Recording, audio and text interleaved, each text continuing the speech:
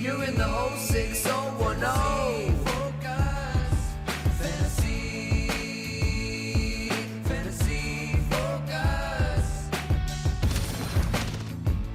The Fantasy Focus Football Podcast is presented by Geico. It is Monday, October 26th. Field Yates, Matthew Berry, Stephania Bell, Daniel Dopp, and our entire crew recapping almost everything from Week 7. As we have one game left, that of course is tonight as the Rams host the Bears exclusively on Monday Night Football on ESPN. We cannot wait for that game. But there was a day yesterday. Dude. It was a day. Man. It was Week day. 7 of the NFL season, unfortunately, more injuries, but also some dramatic finishes. So we'll get to the injuries and cover them. But I thought yesterday's final, 20 minutes of the early slate of games was the best window of finishes we've had all season, and it's not close. It was a great day of football just in general, a lot of great games. And it was weird because last week I felt like no one showed up. All the superstars, no one showed up, and it was one of those things where I felt like if you lost last week, you probably had a pretty good team because just it was just sort of a weird fluky week. This week was the week of huge monster performances from some superstars, from some guys you just grabbed off the waiver wire, and just overall, I agree with you. Just the football was amazing. In that Sunday night game, it's never boring with Seattle. I so wish I lived on the West Coast because staying up for those Sunday night games is hard. But then you have a game like last night, and then you're up for an hour after it because you're so emotionally charged from that big win. When I lived in LA for years, and I loved it. I loved you'd roll out of bed right at 10 a.m. And then you'd watch, and then you're done. You're done at 10 o'clock at night. It's perfect. Yeah. Well, we were in Hawaii when the XFL was still alive, and I'd have a breakfast beer with every game that I was watching. Sure. For those unacquainted, breakfast beers are awesome. Let's get to the injuries from Is there a specific Hawaiian breakfast beer that you like? No, I mean, I'm an equal opportunity beer drinker. You give it to me, I'll try. Yeah. Fair enough. Yeah. There you go. Stephania, let's begin. Let's get to Stephania Bell. Here's the thing. It was an awful – if there was one thing that marred a great weekend, it's that there were a lot of injuries. Poor Stephania has been very, very busy. And Stephania, let's begin with those injuries in Cleveland. It did not look good for Odell. He got hurt actually trying to make a tackle after a Baker Mayfield interception. What do we know this morning?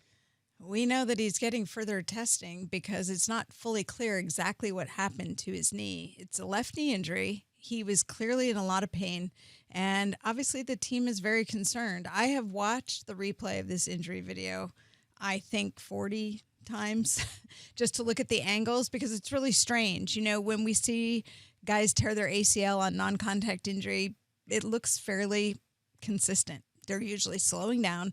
Their foot's rotated maybe a little bit outwards and their knee collapses inward. If you look at what happened with Odell Beckham on that play, he was running, trying to catch up, as you said, to make a tackle, and his leg was extended. It's like he hit the ground with his heel, but his leg was rotated inward, and you see a quick snap, a little buckling of his knee, and it was non-contact, and then he goes down. He gets off of the knee by jumping in the air and goes down. So it's not really this consistent mechanism you would see with an ACL, which leaves open a lot of possibilities, and that's why we don't really want to speculate on what those possibilities are. But after he has testing today, hopefully we'll hear more about the detail. It sounds serious. I mean, much we know, and Baker Mayfield paid tribute to him after the game. This one's for you, 13. You don't typically do that for a guy that has a mild ankle sprain or something like that. So I think we get Stephania was right. The testing will tell the full picture, but I think we can anticipate this being something substantial. I would agree with that. It didn't look good. What am I? But didn't look good, and just the reaction and just the commotion around it, just to your point, from the teammates, from people that cover the team closely, hoping for the best, bracing for the worst. Football is a next man up sport, and not that we aren't thinking about Odell Beckham Jr. and his well-being going forward, but for those that have them on their fantasy roster, you might have to make adjustments. He's been frustrating, certainly, to roster this year because of the up and down nature of his play. We know his talent is abundant, but he has not been performing, at least from a statistics perspective, that well so far this year. Matthew, is somebody going to have to step up into his place, or is this Jarvis Landry becomes the number one wide receiver in Cleveland and everybody else is just sort of a hope and a prayer type of asset? No, listen, I think I would assume Rashad Higgins would make your waiver wire column this week. He does, yeah. Yeah. So, and I think that's right. I think Higgins is somebody that they like a lot, that's been in Cleveland and for a while, and he's sort of been in and out of the lineup. But I also think, by the way, I think you look at that game yesterday and you see the 2 touchdowns for Harrison Bryant. Shout out to Shefty. It was his long shot call on Fantasy Football Now. Great call by Shefty.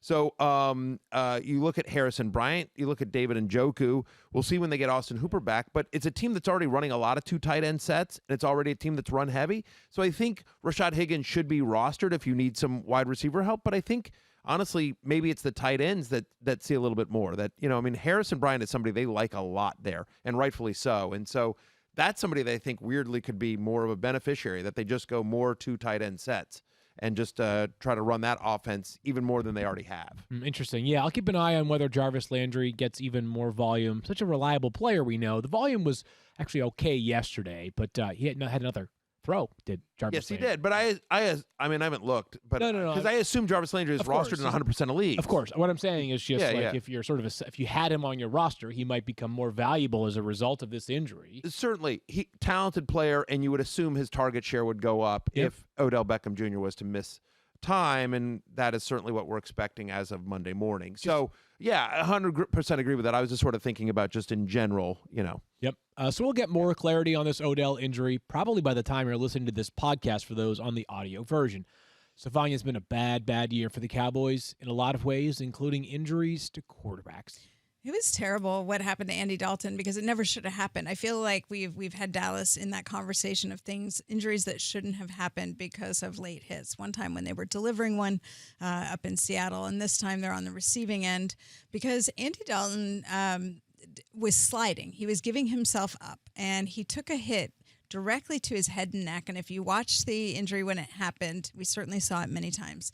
His head snapped back, sort of a whiplash mechanism, and then he hits the turf with his helmet almost immediately. So really there's a double mechanism for injury there. Clearly there was a lot of concern. He was able to walk off the field, which you love to see. He didn't have to be spine boarded, but in the concussion protocol, and I wouldn't be surprised if this takes a little longer, not only given the fact we just don't know the timeline of concussions, we know that by now, but his neck went through a lot as well on that play. So no Andy Dalton right now, and we'll just have to wait and see how long it takes. That means that at least as of right now, their new quarterback, 7th round pick out of James Madison, who had that lined up as the projected Cowboy starter. Ben DiNucci, right?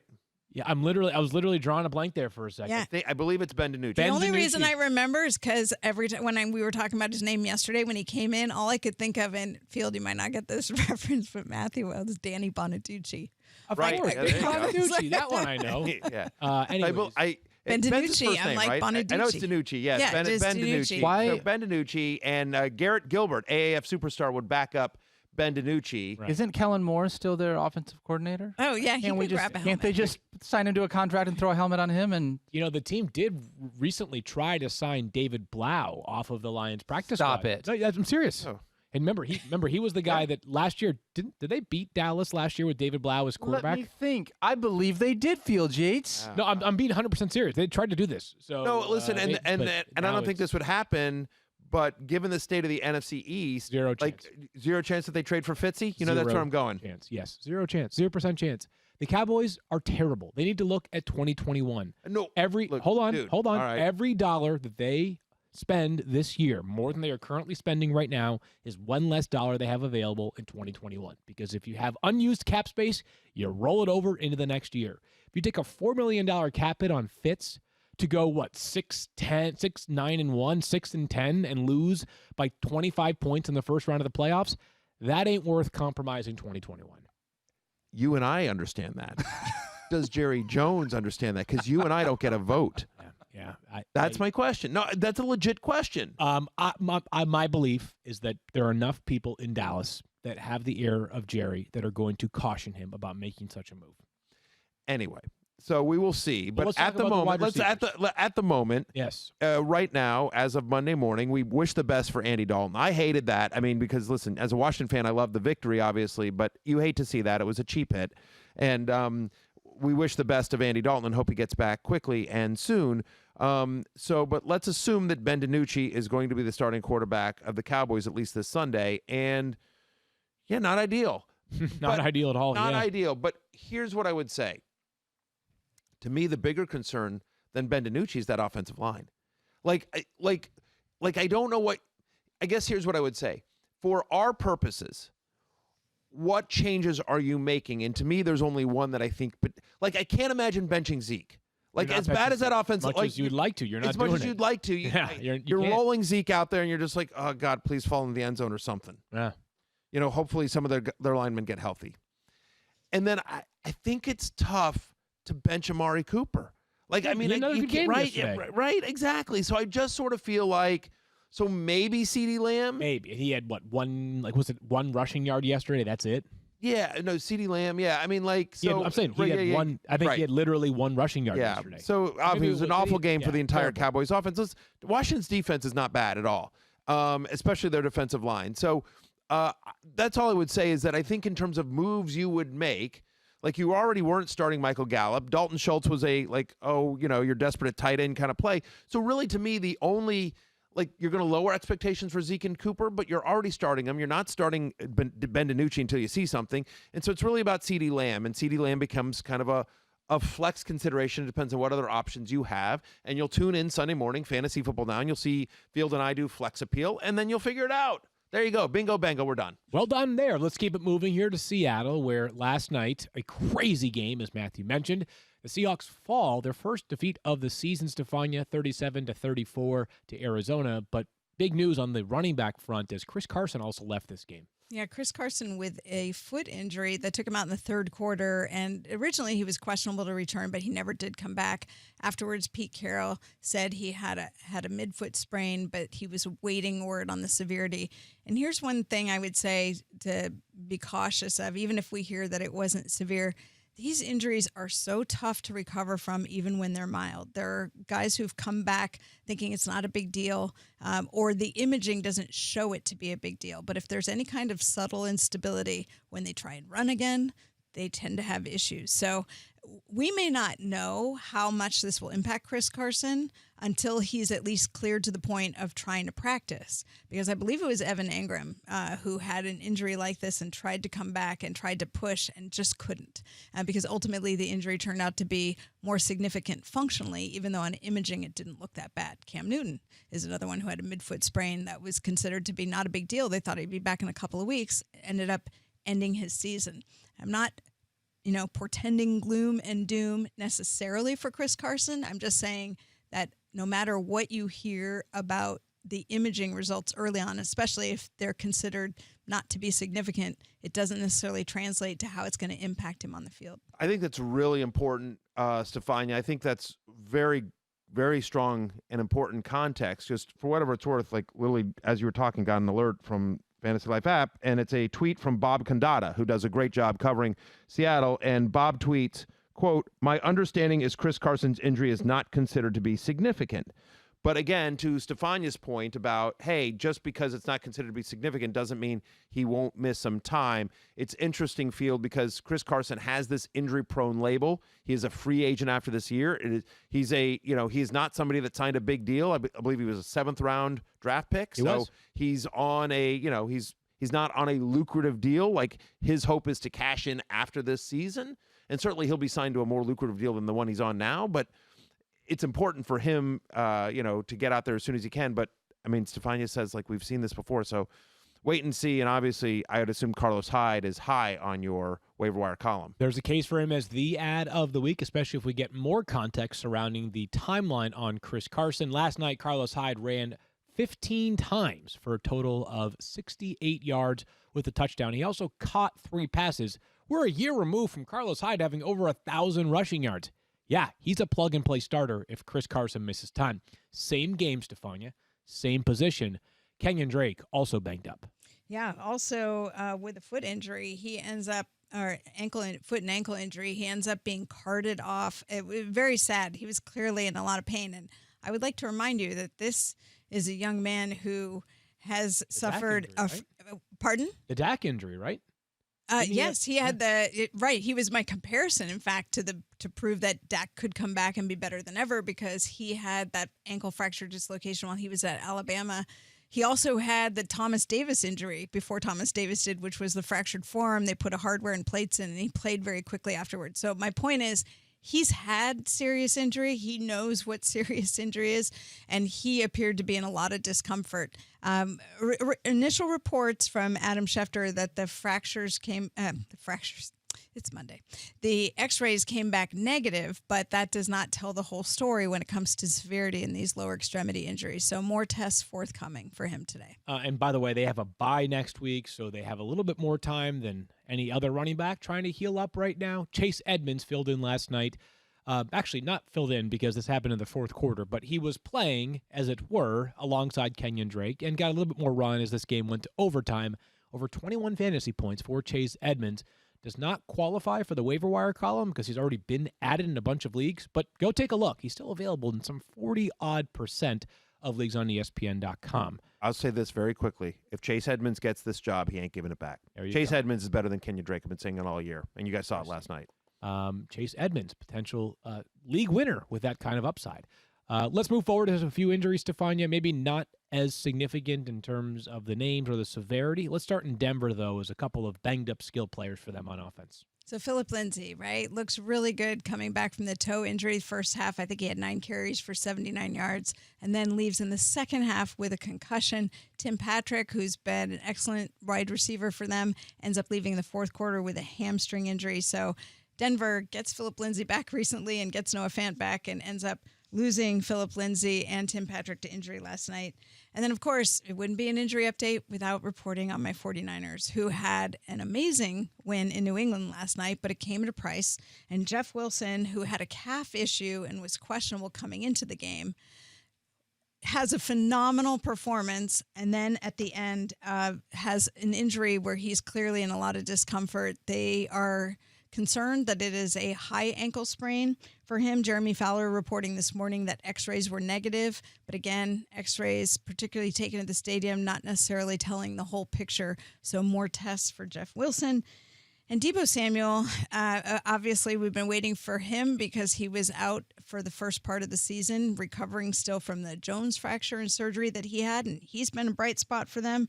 Hamstring injury last night. Kyle Shanahan already saying he's going to miss some time. Obviously, we don't know what some time stands for, but whenever you have a guy who's coming off a major low extremity surgery and then has a subsequent soft tissue injury, you know you have to be cautious with that, and the 49ers will be. And then Deontay Johnson, who comes back after missing last week with a back contusion. Remember, when he was injured in week 5, Mike Tomlin said that he thought it wouldn't be a big deal, that he'd be back. They really didn't anticipate him missing, and then he missed. Well, now, last night, he ends up having a strong performance as well in his return, but he leaves injured. His injury, an ankle injury. Now, Brooke Pryor, who covers the team for us, said that he called it, quote, just a bruise and expects to play in week 8. So we will see if Deontay Johnson's own prediction about his injury holds up. Can't wait for Steelers and Ravens on Sunday. Let's move forward to an injury that just won't go away, Stephania. We talked about this extensively on Fantasy Football Now. Michael Thomas, for those that haven't heard, has yet to play since injuring his ankle in week 1, and now he's dealing with multiple injuries. Can we expect him back on the field in week 8? I don't think we can guarantee it. I think we can hope for it, but there's no report from the Saints as far as how serious this hamstring injury is, which is the latest issue that's plaguing him. We finally thought we were getting him back from the high ankle sprain. You recall he was suspended after punching a teammate, then back in practice this week, and he leaves practice early on Wednesday. Turns out hamstring injury sustained this week. It could cost him another week. We just don't know yet. Man, how about Emmanuel Sanders before we get to the Thomas conversation? Emmanuel Sanders placed on the COVID list with a positive test on Thursday, Stephania. Maybe it was Friday, excuse me. Does that guarantee he's out for week 8? It's really, the paths are very different. There's quite a spider web of algorithms there. But once you test positive for COVID-19, you are indeed positive for the virus. The athlete has to be clear of symptoms, and they have to go through subsequent testing.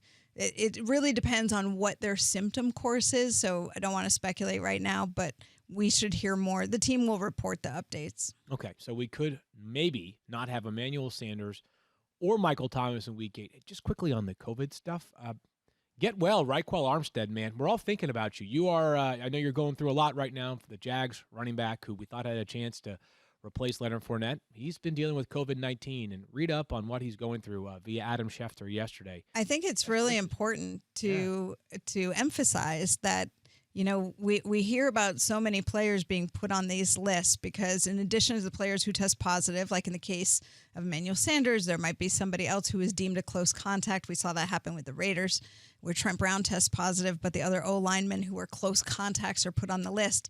So I think we just assume, these guys, they're going to go through it and come back. We've seen players like Cam Newton who didn't exhibit really any strong symptoms, but it doesn't mean that it's not a serious illness and that there are certain people who will have different courses, just like all of us. You know, everybody has a different health history coming into it. And Raquel Armstead, I think his case serves as a reminder, 2 hospitalizations and missing the rest of the season, that we cannot assume that it will just be an easy course because we're dealing with athletes. Well, get luck to him. No question about that. Let's go to Green Bay, Stephania. The Packers get another win yesterday, actually in Houston over the Texans. They're now 5-1, and they did so without their star running back. Yeah, I think we talked about this on Sunday before the show, saying, you know, you could take a chapter out of the Devontae Adams playbook where he felt like he was ready to go and the team held him out. And Aaron Jones, he actually spoke to reporters on Friday, and he laid the groundwork for the fact that even though this was considered a mild calf strain, something that he sustained late in the week in practice, and he thought he might be able to play, he was entrusting the decision to the medical staff there and looking at the big picture. So they held him out this week. I think really it depends on how he feels and how he performs in practice this week, but hopefully it was just a 1-week absence. I hope so as well. He certainly seemed to suggest that it was going to be a short-term thing for him, and they have already had their bye week, so Green Bay certainly could use him for the long haul going forward. Joe Mixon did not practice at all last week, Stephania, and Giovanni Bernard stepped in admirably for him. And it might be, again, you know, we didn't get any details from Cincinnati on this foot injury that Joe Mixon suffered. But it was pretty apparent when he didn't even return to the practice field at all. Not any attempt during last week. So as a result, we don't really have any information as to how he's faring with that foot. But the hint around Cincinnati seemed to be that this could cost him some time. Okay, well, we'll certainly keep an eye out on that one. Giovanni Bernard had 20.6 fantasy points yesterday, filling in for Joe Mixon. We got a bunch of stuff to talk about as it pertains to other running backs, but first, a couple of words from some friends. From the moment they're born, you do everything to keep your kids safe. But who's looking out for you as you look out for them? The Volvo XC90 SUV with advanced safety technology helps look after you. From the standard blind spot information system that watches your sides and can steer you away from merging traffic, to standard cross traffic alert with auto brake that watches your back and can automatically apply the brakes for people in oncoming traffic as you reverse. It's nice to know that someone is looking out for you. The XC90, for everyone's safety. Visit volvocars.com/US to learn more. If you're missing the fun of the ballpark right now, you're not alone. But just because you can't be in the stadium doesn't mean you can't bring that classic ballpark feeling home with you. The best way to do that is with Ballpark Buns and Rolls. Ballpark and the ballpark go together like baseball and summer, right? They're America's pastime and America's favorite buns and rolls, an essential part of celebrations both big and small. There's nothing worse than your bun breaking under all that pressure. So guess what? Ballpark Buns and Rolls never fall apart. They're always freshly baked, always soft, and always delicious. Ballpark Buns and Rolls are a great way to get a carefree taste of summer any time of year. Whether shared at a backyard barbecue, a fall tailgate, or any manner of celebration year-round, you can't help but enjoy yourself when enjoying a ballpark bun creation. So next time you're picking up essentials for grilling, tailgating, maybe a little slow cooker action, or a nostalgic night in, make sure you grab Ballpark Buns and Rolls. Find them wherever you grocery shop. I said earlier when we were talking about Odell Beckham Jr., there was a good chance that by the time you are listening to this podcast in audio form, we'd have an update. Well, for those of you that are watching it live here on the video form, we have an update. As Odell Beckham Jr. has texted Josina Anderson, NFL reporter, that he has torn his ACL and his season is now officially over. Looked bad. Stephania laid it out that sort of had some suggestions of an ACL tear. Odell Beckham Jr. officially done for 2020. We wish him well in his recovery. A guy that, say what you will about how things have gone so far on the field, he's a worker. He's an incredibly talented player and someone that had helped this team to 5-2. There's no question. Feel bad for Odell, the way that things have shook out. But he'll be back, hopefully stronger than ever, in 2021. Let's talk about some of the running backs yesterday and maybe whether we learned something or not. Remember, DeAndre Swift was awesome for the Lions in Week 6. Had a huge game with 2 touchdowns and over 120 rushing yards. We still saw some more awesome yesterday with another 27 rushing yards and a rushing touchdown plus 4 catches on 5 targets, but not as much volume, Matthew. Are we at least getting there with DeAndre Swift? Were you encouraged by anything you saw yesterday or more discouraged because Adrian Peterson is still a thing? Both. Okay. Both encouraged because, like, DeAndre Swift once again looked like, oh, yeah, that's the guy we were excited to see in the pros coming out of college. Yeah. You know, and, like, he looks as advertised. You know, he was injured in the preseason. We didn't get, and obviously there are no preseason games. So he didn't really get a chance to look at him. Tough first game with the drop touchdown at the end of the game. But again, like yesterday, he looked like the real deal. So encouraged by that. Discouraged by the fact that, yeah, Adrian Peterson isn't going away. And I believe it was Matt Patricia. I apologize if it was Matt Patricia or Bob Quinn, but I think it was Matt Patricia who came out and said, like, I know this is going to disappoint fantasy folks, but we like having multiple running backs. There's, I believe it was an interview in the Detroit Free Press that I saw. Might have been Darrell Bevel, right? It might have been Darrell Bevel. Could have been Darrell Bevel. Anyway, I apologize. I'm bungling that. But the fact is it doesn't really matter because we saw that. What do you got? So, I don't disagree with that statement, and I tweeted something out yesterday about this. Like, it's fine if they want to use this as a committee, right? Yeah. It's just that DeAndre Swift should be the one, and Adrian Peterson should be the guy behind him. It shouldn't. I don't feel like Peterson got 11 carries yesterday. DeAndre Swift got 9. In no circumstance, after everything that we've seen from DeAndre Swift this year, should he be getting less carries than a less explosive Adrian Peterson. So a couple things Right. here. But he also got Silver lining, he got 9 more snaps. That He was did. good, right? Yep. 9 more snaps than Peterson, Yep. so at least he played the most out of all these And he had more players. targets for sure than AP. 5 targets. For yeah. sure. By the way, also not the best game script for DeAndre Swift yesterday. This was a pretty close game, and Kerryon Johnson, say what you. I actually saw this tweet from TJ Lang and former Lions offensive lineman and several others who shared this thought, is that Kerryon Johnson's like a 6 offensive lineman as a pass protector. And I know we hate that for fantasy football, but the guys in the huddle love that. And you know who else loves that? Matthew Stafford. And they won. As someone suggested they would. No, guaranteed they would on this podcast recently. So anyways, I think we're getting there, though. I think we're getting there. We are getting there. And so if you're asking me, am I buying or selling DeAndre Swift? I am buying DeAndre Swift. But I don't know that I think best case scenario for him is like a lower end RB2 as long as Adrian Peterson is there. Because I don't think they will commit to him fully. But I do think given that defense in Detroit, there will be better game scripts for DeAndre Swift where they're trailing they're trailing more than they were yesterday because they were certainly competitive. It's a big win for you guys. That's the Huge that's win. the kind of game that you guys normally lose. Seriously. Well, it's I mean, also it it's the is. kind of game that the Falcons and the Lions normally Yeah. lose. So One of something us had to give. perfectly right. It yes. really I was waiting for the tie to happen. Like, how about nobody goes home happy? well, and You it's know? unbelievable too because, by the way, like, and I feel so bad for. And I like Todd Gurley, like I'm a Todd Gurley fan, right? But I feel so terrible because you remember, like a couple years ago, Todd Gurley was having one of those monster fantasy seasons he had, and I forget what week it is, but He went Todd down. Gurley took a knee. Yeah.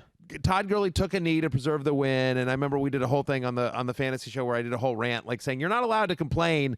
I think this is 2018. You're not allowed to complain about Todd Gurley. You know what I mean? Because like some of us drafted Le'Veon Bell and have gotten nothing from him. You've gotten 18 touchdowns from Todd Gurley. You're not allowed to complain because he kneeled down and didn't get you a second in that game.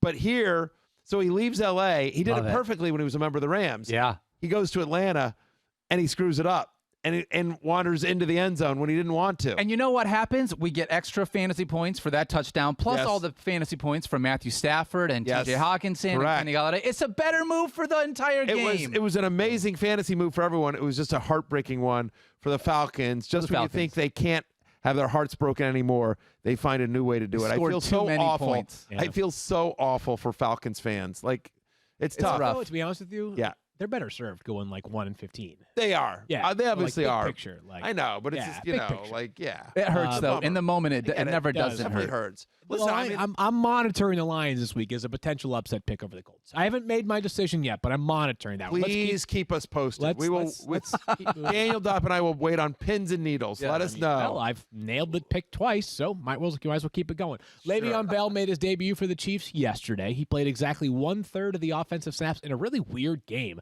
Patrick weird. Mahomes, I think, accounted for one total touchdown, and they still blow out the Broncos. They score on offense, they score on defense, they score on special teams yesterday. Byron Pringle, of course, with a 100+ yard kickoff return for a touchdown. Dan Sorensen with an interception return for a pick six. Yep. Le'Veon Bell, 6 carries, 39 yards, 0 targets. Matthew, I don't have a take from yesterday. I do. Okay, go for it. I do. Listen, Really? by the way, and I would not say that too loudly. I'm not allowed. Are we allowed to work at ESPN without takes? I don't think we are. Yeah, sure. Any of our bosses listening, Field has a take. Hey, I'm going to do this one. Okay, I'm protecting your job. Okay, thanks. All right. Whew. Anyway, bad producing by you, Daniel. I know that's my Never fault. let somebody say they don't. Never have a take let on someone say, ESPN "I don't have a on take an on ESPN this." platform. All right, here's the thing. I have a take. I thought Le'Veon Bell looked good. Listen, you know me. I am not a Le'Veon Bell fan. Right. And I understand it's small Okay. sample size. Small sample size. He looked okay.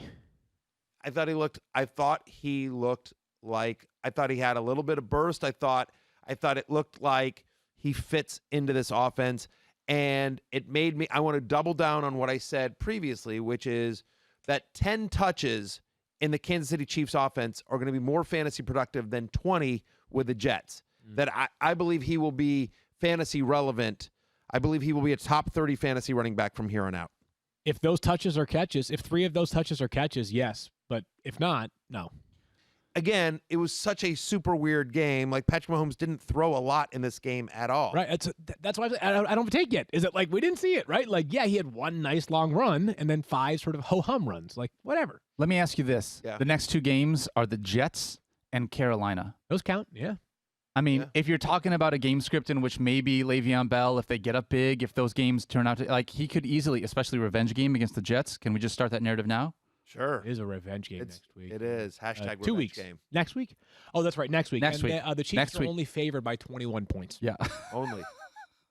Anyways, let's keep it raw. I think I really believe the Le'Veon conversation picks up in earnest down the line. I didn't personally Fair. learn a lot. I think you said, yeah, he looks good, but I thought he looked good, and I thought the fact that he got basically that again, super small sample size, obviously in a weird game, but I really basically believe he in needs his 3 to first 4 game he targets got a a game. third.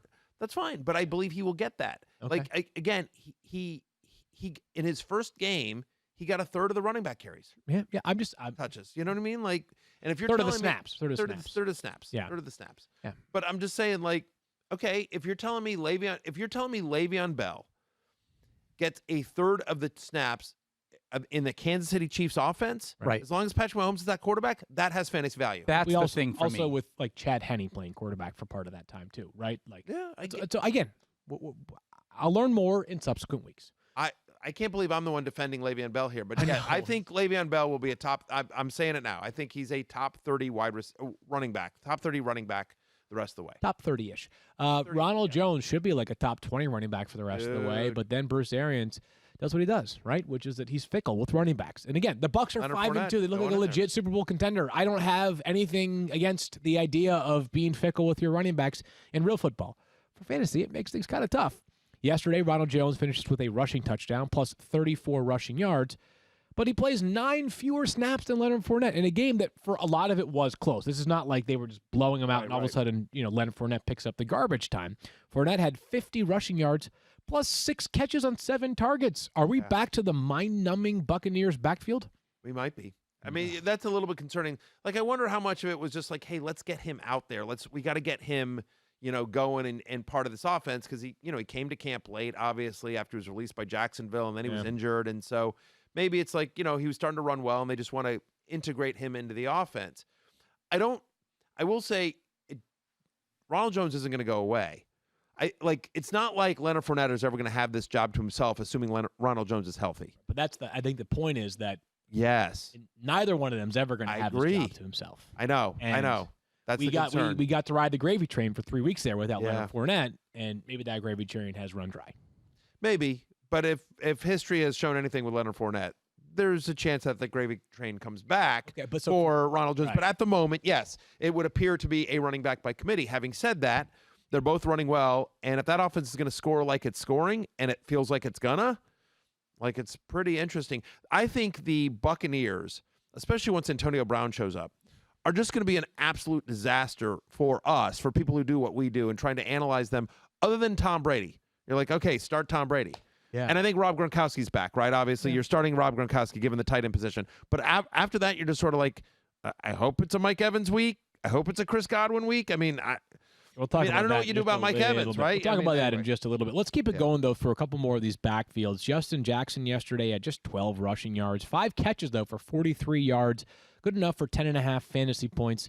Played 6 fewer snaps than Joshua Kelly, who ran pretty well yesterday. Yeah. Not that he's explosive as a running back right now. Joshua Kelly is averaging 2 yards per carry over his last 3 games, but he's getting the football a decent amount.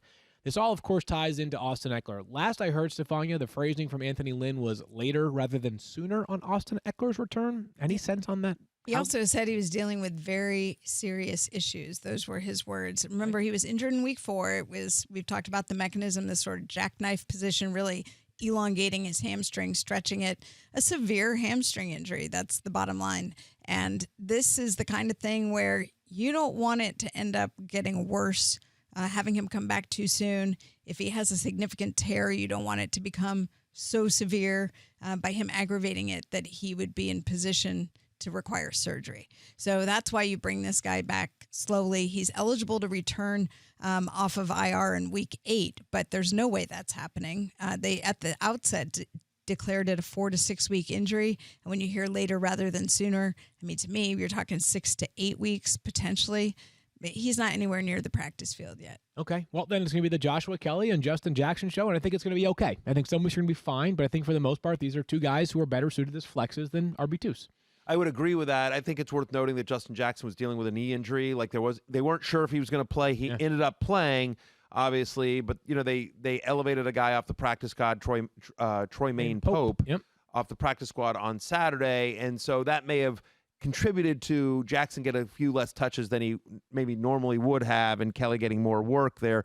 It is worth noting they do seem to like Jackson in the passing game. He's got 5 catches now in consecutive games, and that's significant when Justin Herbert is your quarterback. Justin Herbert is some kind of special. Yes, he is. He is all sorts of special. Yeah, and that little noise you heard, that was Stephania, because Stephania has him in our dynasty league. Nice job, So, Stephania. it's like, oh, I used him to beat you. yes, she did. There you Oh, she beat me like a drum. I was crushing her, and then she Justin Herberted me, and it was just like, all right, well, that was fun. So Devin Yeah. Singletary has a good set of matchups over the next 3 weeks. The Patriots and the Seahawks and the Cardinals. On paper, I want to hold out hope that he can make good on those matchups. But then I look at what he's done over the past 4 games. 3 yards per carry. Over his last 3 games, he's got fewer than 7 fantasy points. Matthew, is it even worth trying to make Devin Singletary a thing going forward, or have we passed that point? I think we're past that point. He's one of those guys that, like, I need to see it before I'm putting him back in my lineup. Yeah. What in the Bills offense gives you any sort of confidence now? Josh, I mean, like, look, it was one of Josh those Allen things still where, does. like, hang on, though. Seriously, like 3 weeks ago, you're like, all right, well, it's a Tuesday night game against Tennessee, and Yeah, it was that's all fair. schedule was weird, and like, okay, fine, you can sort of like, write that one off. And then they play the Chiefs, and you're like, all right, once again, it's like again, the schedule was sort of weird there, and it was bad weather, and the Chiefs are a tough defense, and okay, fine, you can write that off. But this was a normal week of practice against the Jets. What do you got against the Jets? What's wrong with the Jets? They're bad, is Oh, what yeah, my they're. bad. They're bad. They're a bad defense, Yeah, and they're a bad defense. And Josh Allen lit them up early in the season, and they were awful yesterday. Like they couldn't. Like they ended up winning the game on the foot of Tyler Bass, but like, come on, like they couldn't convert anything in the red zone, and like you still have to start Josh Allen and Stephon Diggs, I guess, or maybe Cole Beasley. Superstar Cole Beasley. But honestly, like You laugh. that was no Cole Beasley, legit. No, I mean, but I'm just saying, like, that was awful. The Bills, I mean, like, that was an ugly, ugly win, and I would be panicking if I was invested in the Bills offense. Big few weeks ahead. The Bills could potentially, over the next 3 weeks. Yeah. I mean, they certainly could beat the Patriots. Obviously, that's a different Yeah, sure. team. But would you be, if they don't beat the Patriots, they could easily be 5-5 Oh yeah. because they have Seattle and Arizona. That Arizona game is in Arizona. So Yeah. something to monitor. This AFC East is not as bad as the NFC East, obviously. Right. But I wouldn't be stunned with like a 9-7 AFC East champion. Would not be stunned. I wouldn't either. And I'll say something even crazier. Right now, I still think the Bills are the favorite. But if Tua's anything, don't be surprised if the Bills keep doing what they're doing. Yeah. And Tua is anything at all. How's this? The Dolphins are in the mix. How's this? After the Patriots game, Seattle, Arizona bye, Chargers with Justin Herbert, at San Francisco, home to Pittsburgh. That's a tough. Sledding right there. We're going to learn a lot about the Bills over these next sledding. 6 or 7 weeks. All right, let's Yeah, get to we more are. running back concerns. Would you trade Josh Allen? Would you try to trade Josh Allen or Stephon Diggs, given the schedule we just talked about and the struggles we've seen over the last 3 weeks? You know, it's really hard to orchestrate a quarterback trade right now because we have like 12 to 14 really good options. Yep. Most people in your league, like if you have Josh Allen, you're probably like, I'm fine with it. And if you don't, you probably have somebody else. It's a really tough year to try to trade quarterbacks. I would learned agree this with the hard way myself. Here's the good news on Zeke Elliott. He didn't fumble.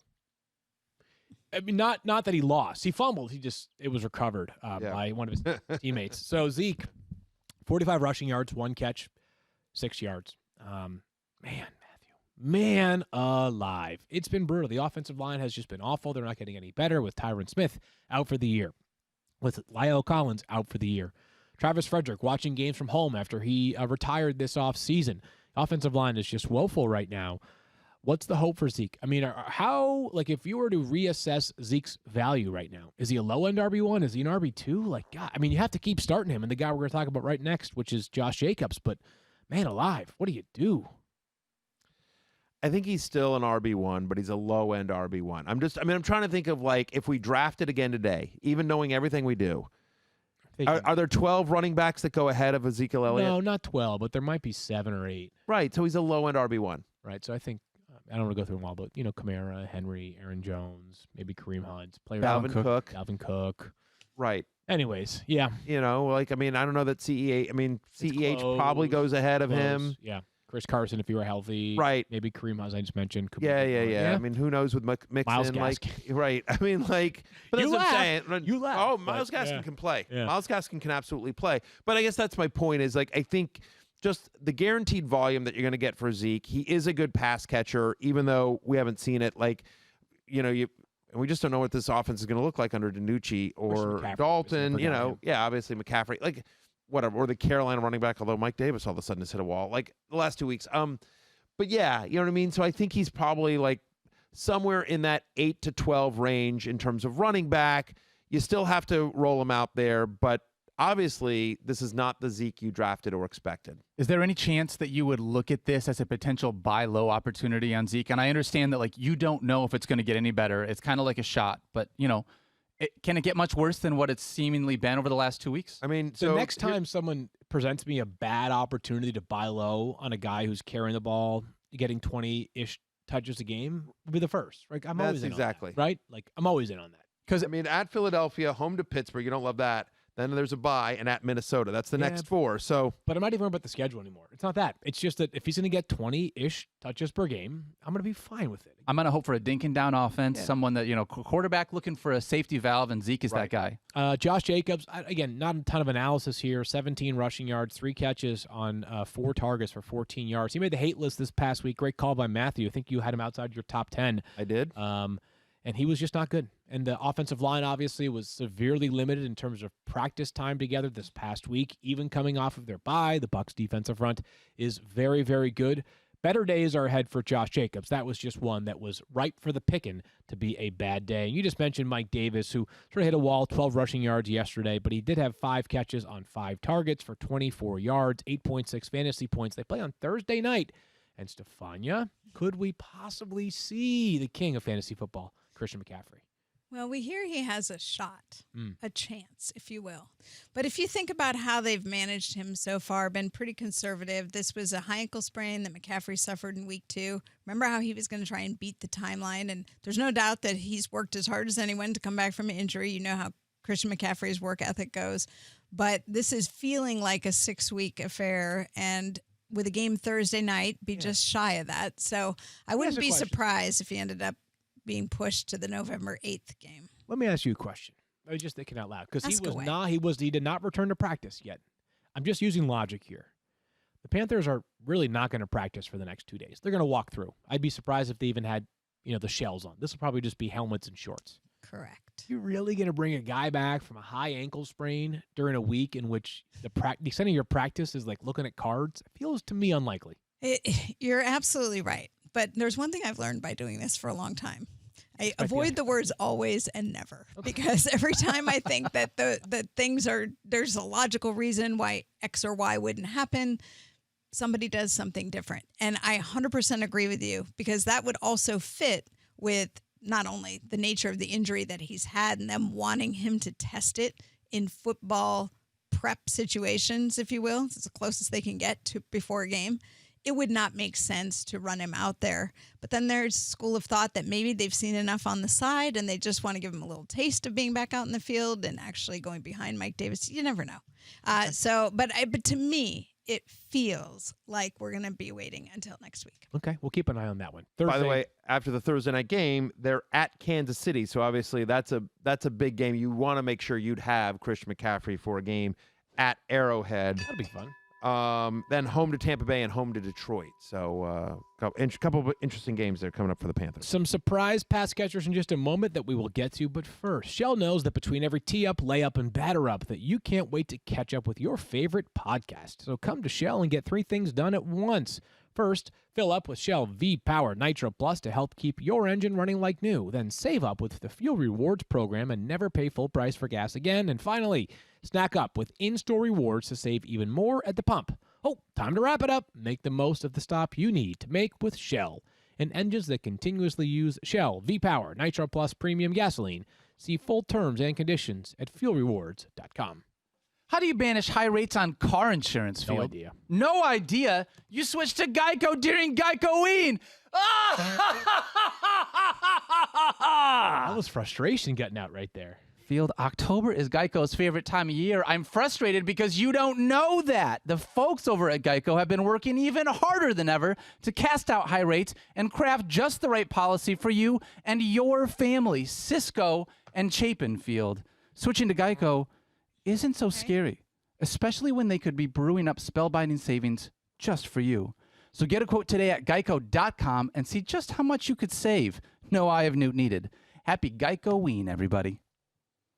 Well done, Daniel. Let's get to some pass-catching surprises from yesterday and whether we believe these players have a chance to sustain it going forward. We already mentioned Harrison Bryant earlier on in the show. Matthew mentioned maybe he gets a little bit more run as the Browns deal with no Odell Beckham Jr. But Stephania, his role is also dependent upon Austin Hooper, who had an appendectomy this past week. Yes, he did. And, well, theoretically, some athletes return fairly quickly. I suppose there's a possibility he could come back in week 8. The Browns have a bye in week 9, and just think about healing time. It would make sense that he would come back after the bye. Okay, we'll keep an eye on whether Austin Hooper returns after the bye. Again, that sounds like a lot of pain. And the Harrison Bryant, though, is a good story. He was the Mackey Award winner, which is the nation's best tight end last season during his final year at FAU, Florida Atlantic University. We just mentioned him. How about Cole Beasley, who Matthew mentioned just a moment ago? And no kidding, he's on pace right now for 90 catches and 1,075 yards. That's how productive Cole Beasley has been through the first 7 games of the season. He had 9.8 fantasy points in week 1. Since then, he has at least 10 in every game this season, Matthew. It's a thing. It's a real thing. 100 yards or a touchdown in 4 of the last 5. Here's his target count over the last 4 games. He went from 4 to 6 to 7 to 12. So, continuing to get more and more involved in this offense. And, some of that may be that, John Brown has been in and out of the offense, but they love him in the slot, and he's clearly got a connection with Josh Allen here, and he's more of a floor play than a ceiling play. Right. But that has value in fantasy football. And certainly the way that Josh Allen is going and this Bills offense is going, you could do worse than Cole Beasley, no doubt about it. Yeah, he is certainly a player that has been heavily targeted in that Buffalo offense. Let's keep things moving here with Nelson Agholor, who is one of the better stories of this season. Nelson Agholor was signed to a 1-year minimum money contract.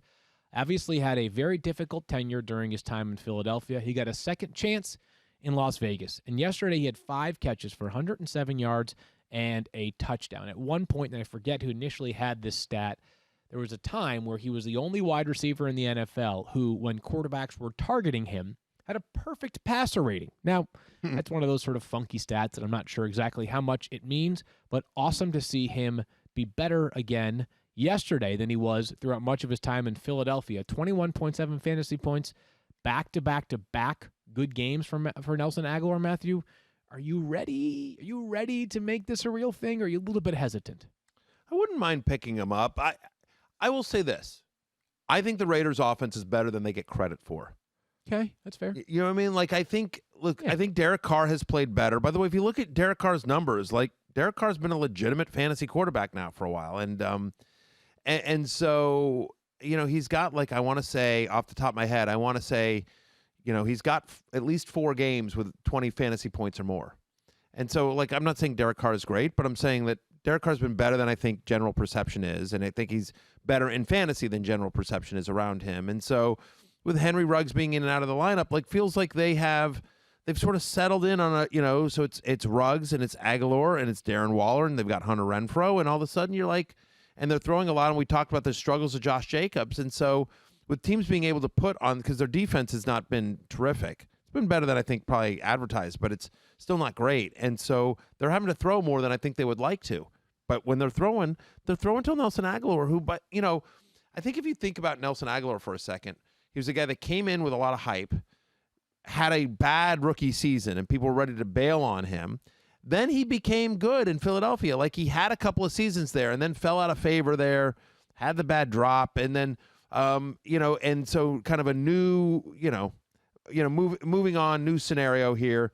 I do think there's talent with Nelson Aguilar. I'm willing to buy this a little bit. I'm willing to take a speculative flyer and pick him up if I need wide receiver help. Fair enough. Let's get one more here. I really want to get to the wide receivers who struggled yesterday. Just quickly want to note that Scotty Miller had his best game of the season. 6 catches, 109 yards, and a touchdown. And just an absolutely gorgeous throw by Tom Brady. I tell you what, though, I'm having a hard time convincing myself to pick him up this week, and here's the very obvious reason why. He's got one more week until Antonio Brown arrives. Right. So if you want to add him for this week only, I get it. But I'm not making him a priority on the waiver wire this week because he has been inconsistent so far this season. And again, Antonio Brown's arrival is going to cost somebody snaps, and you don't think that it would be Mike Evans or Chris Godwin or Rob Gronkowski. Let's get to some of the guys that surprised you in a negative way. And unfortunately, Chase Claypool came back down to earth yesterday. He had 0.8 fantasy points. There were some signs, right? He has been in over his head. Mike Clay is the author of the OTD, opportunities for touchdowns, and he's our guy that always cautions us on regression. You know, he had one game this season, did Claypool, with more than 5 targets, or he has one with more than 5 targets. So you expected him to come back down to earth, but this is what you signed up for, right? This is what you signed up for, is that he may have a 0.8 fantasy point game. He may have a couple more games this year where he finishes with 5 or fewer. But don't you think that we've seen enough from Chase Claypool to feel like more often than not, he's going to pay off as at the worst a flex play? Yeah, I mean, look, did we expect a 4-touchdown game? Of course not. We expected better than, 1 target and, less than 1 fantasy point. We obviously expected that. I mean, you look, Deontay Johnson had a huge game, and Juju Smith-Schuster had a huge game here. But, like, do I think he's still going to – do I think that in the Steelers' ideal world, that's their starting 3 wide receivers? I do. I think Claypool and Deontay Johnson on the outside with Juju in the slot. And so, look, he's a talented wide receiver. This happens. And do we think the Steelers' offense can support 3 fantasy-relevant wide receivers? Maybe not. But I'm not willing to bail on Chase Claypool after 1 bad game, especially given that Deontay Johnson once again got hurt late. Claypool can play. Claypool can absolutely play. I got trolled, by the way. I got trolled on Instagram by a Zumba instructor, which doesn't often happen because I recommended Chase Claypool. I'm like, who in their right mind is not starting Chase Claypool after the I'm sorry. Sorry for recommending like the hottest wide receiver in football in a great matchup. Like, you know what I mean? Like, it just, what are you going to do? Like, I'm not going to apologize for saying, you should probably start Chase Claypool. Although, by the way, I had him like in the 20s. We got it. All right, we got to keep it real. I have a real quick question just from a strategy perspective. Understanding we get to a point in the season where draft capital no longer matters and where you took a player doesn't mean anything. When you have a player that you just either spent a ton of your fab on or you just use your number 1 or 2 waiver pick for, Does that do anything from a strategy perspective of I need to see this play out, like even if he has a rough game or two where because you invested so much and now that waiver priority is gone or all of your fab is gone, or does it not really factor into your decision? Well, We'll see. It does a little bit, just in the sense of like, because who are you replacing him with? Right. Now, if you've wasted that pick or the fab money, then it's unlikely that you're going to be able to go out and get somebody to replace him that has the upside of the guy that you have there. So Well, it depends on your options, obviously. We're not anywhere close to that point. No. I was I'm just saying. We'll cross Yeah. that bridge when we need to. We got a few other names though. We really Yeah. have to get to. A I few still names think here. Chase Claypool is a wide receiver 3. I agree there. Yeah. I'm not even sure Mike Evans is a wide receiver Dude. right now. So I hate to do this. You can't take away a player's touchdowns, but for the sake of argument, if you took away his touchdowns this season, Mike Evans would be literally unplayable. He'd be AJ Green with less production. Yeah. In 4 games with Chris Godwin, and typically what happens is that if you have 2 great wide receivers on the field, one of 2 things happens. One of them just goes completely crazy and dominates and is excellent. Or both of them stand to benefit and they both play really well. Neither of those things has been true. In 4 games with Chris Godwin on the field, Mike Evans has 6 total catches. He had 2 catches for 37 yards yesterday. As we reference on Fantasy Football Now, he's the only player besides Randy Moss to begin his career with 6 straight 1,000-yard seasons. He may not come close to that this year based off how things are playing out. And it's not hurting them. They're 5-2. Tom Brady looks like he's 23. He's unbelievable. Right. How much of a concern is this? Are you benching Mike Evans? It's certainly a concern. I will say there was a play, I watched that game closely, and there was a play where he was streaking down the sidelines, and Brady overthrew him. And if Brady hits him in stride, it's a touchdown. It's like a 45, 50-yard touch. I'm just saying, like, my point is like, I think his day looks nervous. Yeah. right. His day looks a lot different, and the narrative around Mike Evans is a lot different. And so it was one of the few passes that Brady missed yesterday. But am I concerned? Yeah, of course, especially because, but as we talked about, Antonio Brown is coming. And so here's Mike Evans, who so far this season is wide receiver 32 on a per game basis. Like, he's not even a top 30 wide receiver. And if you think he's getting more targets with Antonio Brown showing up, he's not, obviously. I think here's where he is for me. He is no longer a must start, which is unfortunate because where you drafted him, he should be, right? He's no longer a must start. Depends on the matchup, depends on who else you have. Like, he's a wide receiver. He's in that wide receiver 3 or 4 range. God, like right there on that border. But right, I mean, we're 7 7 weeks into the season. Like, that's the thing. Like, we're halfway through this season, kids. Like, at some point, you kind of go like, all right, it is what it is. And I love Mike Evans, one of my favorite players. Even lower than Mike Evans on the wide receiver board right now is Julian Edelman. Let's keep it simple here, folks. He had 1 catch yesterday for 13 yards. If you have Julian Edelman on your roster, the only way he makes it into your lineup is if it comes after multiple games in a row in which he has earned that spot back in your lineup. The Patriots offense does not look anywhere close to efficient right now. No. Cam Newton had a woeful day yesterday. Don't make this difficult on yourselves. Until further notice, you got to bench Julian Edelman. Can I take that one step further? Until further notice, you're not starting any Patriots player. Name a Patriots player that you would feel confident starting in fantasy right now. Nobody. Maybe James White as like a flex play. Yesterday should have been a perfect James White game. They were getting their butts kicked, and nobody. he couldn't throw downfield.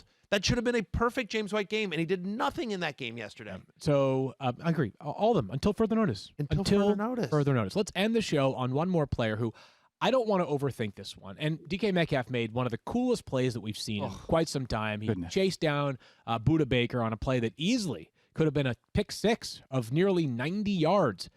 DK Metcalf chased him down, saves the play. They ended up holding them from scoring any points as Arizona went for it on 4th and goal unsuccessfully. The Cardinals win the game, but still, it's a great. If I were a high school football coach today, a coach at any level, I'm showing that DK Metcalf play. But I digress. DK Metcalf had just 2 catches on 5 targets for 23 yards yesterday. Now, he also had a touchdown called back, and we get it.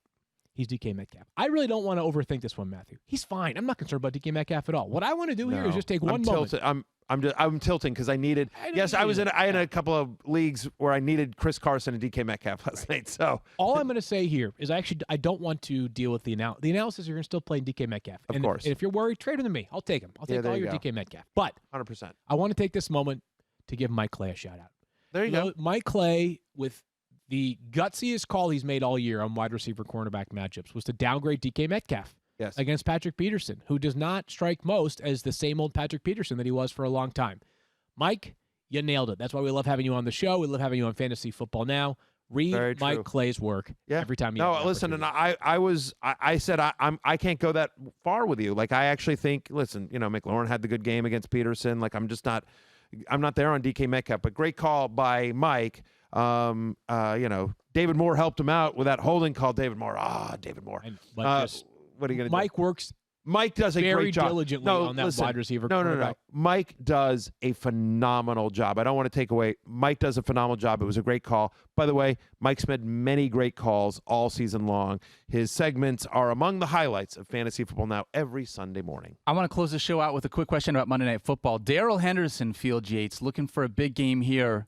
What is it you need from Darrell Henderson? I need 76 rushing yards from you tonight, Darrell Henderson, and I can secure my first win on Red Zone of the season. My team stinks. It's terrible, but Darrell Henderson, I want you to just, take it easy, because I know you've been dealing with a little injury issue, and if you can just, slow your roll a little bit. Stephania and I both took the under, but I also have Darrell Henderson in the War Room League where I needed DK Metcalf to have a nice game. So I need Henderson to have a huge game. So what I'm hoping for is 74 rushing yards and 3 touchdowns. That's what I need from Darrell Henderson. When it comes down to for 95 yards, which of the three of us do like the best? Probably. There you go. Probably All right. Stephania, anyway. for being honest. We are back on Tuesday. Waiver wires, recap of Monday Night Football. Go, Darrell Henderson, go. Plus all the latest on the injury updates of the day. For Matthew, Stephania, Daniel, on Field. Talk to you tomorrow. Peace out. He's feeling